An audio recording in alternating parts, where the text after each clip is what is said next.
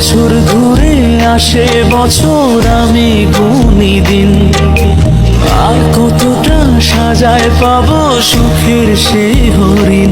আমি টাকার এক মেশিন, আমি টাকার এক মেশিন। এখন একটা আইফোনের অভাব। তুই এক মাস ঠিকঠাক পানি খা। পানি খাবো। আইফোন কিনতে হলে কিডনি বেচা লাগে না? তুই দেখছ না ফেসবুকে মানুষ লেখালেখি করে। ফোন কিনতে হলে কিডনি বেচতে হইবে গা। আর যদি এটা কিনতে যাস তাহলে তুই 2 কিডনি বেচা লাগবে। আজকে আসবে না, কালকে আসবে, কালকে আসবে না, পরশু আসবে। 100 বছর পরে হলে না ওর আমার কাছে আসতেই হবে। আমি 100 বছর ওর জন্য অপেক্ষা করবো। এই তো ভাই আলহামদুলিল্লাহ ভালো আছি ভাই। আমার তো আগামীকালকে ফ্লাইট, ঠিক আছে? তো বাড়িতে আসতেছি। এখন বাড়িতে আসবেন কিভাবে?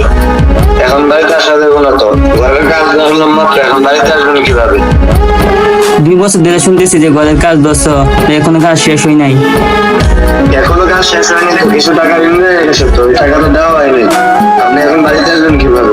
হ্যাঁ, আচ্ছা সমস্যা নেই ভাই। হ্যালো, সালামু আলাইকুম বড় ভাই। ওয়ালাইকুম সালাম। কি অবস্থা? হঠাৎ করে কি মনে করে ফোন দিলে আমারে? এই তো ভাই ফোন দিছি, এই তো আমার মনে করেন আগামীকালকে ফ্লাইট, ঠিক আছে? তো আমি কালকে বাড়িতে আসতেছি আর কি, এই জন্য ফোন দিলাম। তুই হঠাৎ করে কি করতেছিস এগুলা? তোরে গেছো 2 বছর হয়েছে, তোর বাড়ির কাজ ধরলাম, ওই বাড়ির কাজ এখনো শেষ হয় নাই। তুই হঠাৎ করে 2 বছর হয়েছে গেছস, তুই এখনই বাড়িতে আইতেছস, কি বলতেছিস এগুলা?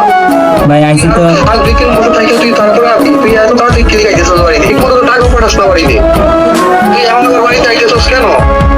আচ্ছা ভাই ওকে বাড়িতে আসলাম। আসল দরকার নেই বাড়িতে তোর। আচ্ছা ভাই ওকে আসলাম। শালা দেশ এরকম খালি বাংলাদেশ।